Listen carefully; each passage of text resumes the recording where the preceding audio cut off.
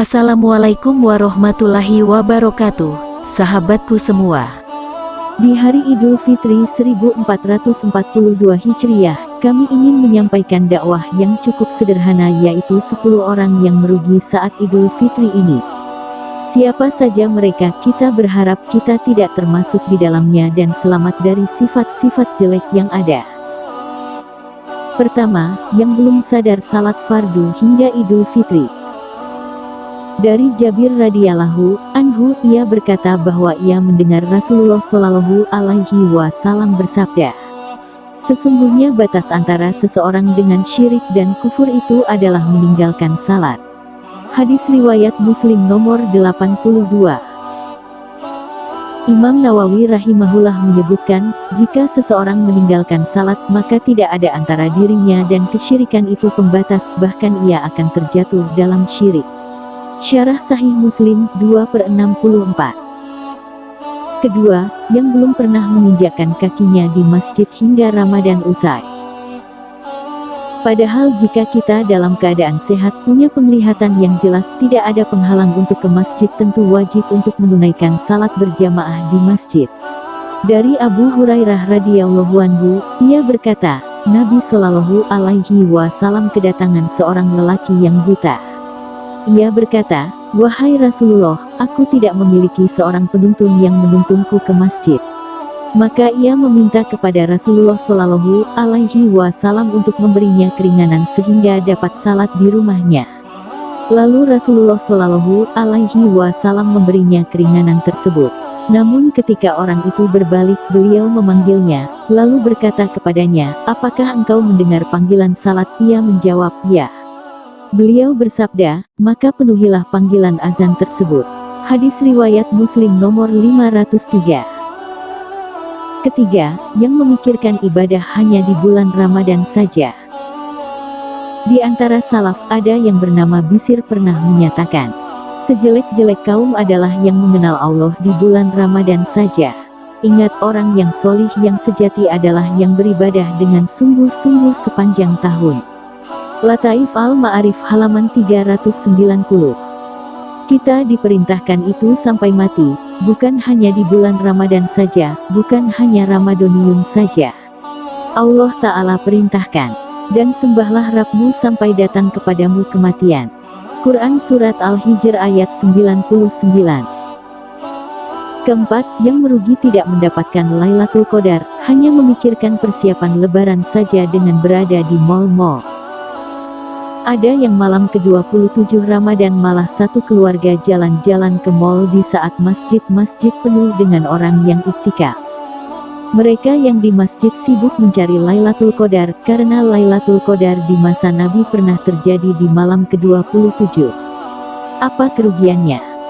Dari Abu Hurairah radhiyallahu anhu, dari Nabi Shallallahu alaihi wasallam, beliau bersabda, "Barang siapa melaksanakan salat pada malam Lailatul Qadar karena iman dan mengharap pahala dari Allah, maka dosa-dosanya yang telah lalu akan diampuni." Hadis riwayat Bukhari nomor 1901. Keutamaan seperti ini juga rugi tidak ia dapatkan. Malam kemuliaan itu lebih baik dari 1000 bulan. Quran Surat Al-Qadar ayat 3. Kelima, menuruti anak dalam perkara maksiat untuk memeriahkan Idul Fitri. Ada yang menuruti anak dalam hal maksiat seperti memberikan alat musik, petasan, dan hal-hal mudarat serta haram lainnya. Dari sisi petasan untuk memeriahkan hari raya, di dalamnya tak ada manfaat sama sekali. Yang ada hanya suara bising yang mengganggu orang lain. Dalam ajaran Islam yang dituntunkan adalah seperti disebutkan dalam hadits. Seorang muslim adalah seseorang yang lisan dan tangannya tidak mengganggu orang lain. Hadis riwayat Bukhari nomor 10 dan Muslim nomor 41. Bermain petasan sama saja dengan membakar uang. Perbuatan ini termasuk tabzir, menyalurkan harta untuk tujuan yang haram. Tabzir itu termasuk mengikuti langkah setan sebagaimana disebutkan dalam ayat. Dan janganlah kamu menghambur-hamburkan hartamu secara boros. Sesungguhnya pemboros-pemboros itu adalah saudara-saudara setan. Quran Surat Al-Isra, ayat 26-27. Keenam, sudah mampu dengan memenuhi syarat zakat namun pelit untuk berzakat. Harusnya seorang muslim tidak takut hartanya berkurang karena zakat dan sedekah. Nabi Shallallahu Alaihi Wasallam pernah menyemangati Bilal untuk bersedekah. Berinfaklah wahai Bilal, janganlah takut hartamu itu berkurang karena ada Allah yang memiliki ars yang maha mencukupi. Hadis riwayat Al-Bazzar dan At-Tabrani dalam Al-Kabir.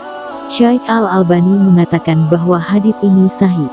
Lihat Sahihul Jami, nomor 1512. Ketujuh, sibuk meminta maaf pada manusia, namun tak peduli dosanya pada Ar-Razak yang maha memberi rezeki, yaitu Allah. Banyak yang saat Idul Fitri minta maaf kepada manusia, namun tak pernah ia meminta maaf kepada Allah.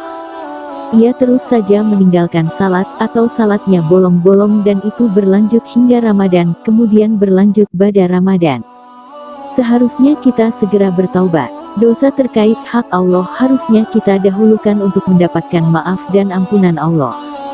Allah Ta'ala berfirman, dan juga orang-orang yang apabila mengerjakan perbuatan keji atau menganiaya diri sendiri, mereka ingat akan Allah, lalu memohon ampun terhadap dosa-dosa mereka dan siapa lagi yang dapat mengampuni dosa selain daripada Allah. Dan mereka tidak meneruskan perbuatan kejinya itu, sedang mereka mengetahui. Quran Surat Ali Imran ayat 135. Kedelapan, sudah sampai bulan Ramadan, tak kunjung pula menikah atau menikahkan putrinya padahal sudah wajib untuk menikah. Hatim Al-Asyam berkata, ketergesa-gesaan biasa dikatakan dari setan kecuali dalam 5 perkara, diantaranya, menikahkan seorang gadis jika sudah bertemu jodohnya. Hiyah Aulia, 8/78. Dari Abu Hurairah radhiyallahu anhu, ia berkata bahwa Rasulullah Shallallahu Alaihi Wasallam bersabda, jika ada yang engkau ridai agama dan akhlaknya datang untuk melamar, maka nikahkanlah dia. Jika tidak, maka akan terjadi musibah di muka bumi dan mafsadat yang besar. Hadis riwayat Tirmidzi nomor 1084 dan Ibnu Majah nomor 1967. Syekh Al-Albani dalam Irwa Al-Ghalil nomor 1868 menyatakan bahwa hadits ini hasan. Kesembilan, membahagiakan teman dengan maksiat seperti mengajak mabuk-mabukan. Yang tepat adalah membahagiakan orang lain dengan mendukung dalam hal ibadah atau minimal perkara mubah, bukan dalam maksiat. Bagaimana caranya? Yaitu bisa dengan membantu urusannya, bisa dengan bersedekah untuknya, bisa dengan memberi hadiah, dan semacamnya. Dari Ibnu Umar radhiyallahu anhuma, Nabi Shallallahu Alaihi Wasallam bersabda, siapa yang biasa membantu hajat saudaranya, maka Allah akan senantiasa menolongnya dalam hajatnya.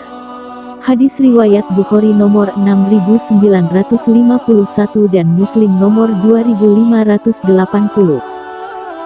Kesepuluh, masih muda hanya memikirkan kesenangan, tanpa memikirkan ibadah sama sekali, malah seringnya durhaka pada orang tua.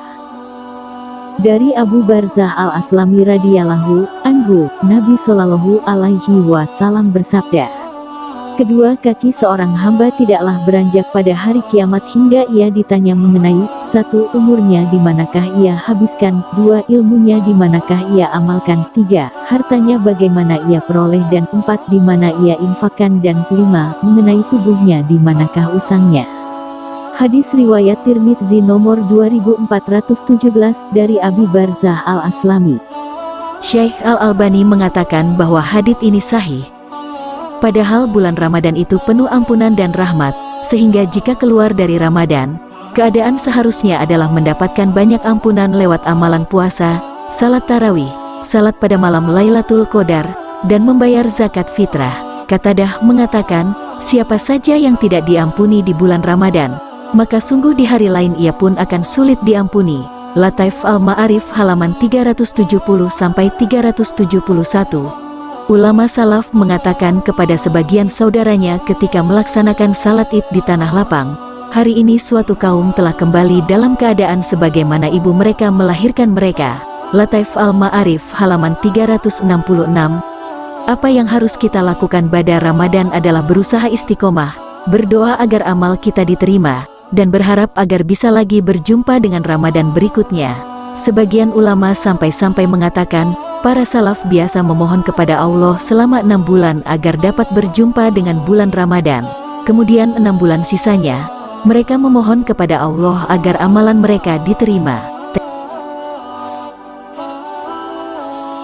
Demikianlah, informasi ini kami sampaikan, semoga menjadi wawasan yang bermanfaat untuk Anda, dan menjadi bahan untuk menjadi peringatan, agar selalu memperbaiki diri, dan mengingatkan orang lain dalam kebaikan.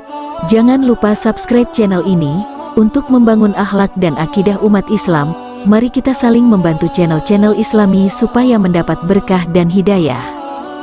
Wassalamualaikum warahmatullahi wabarakatuh.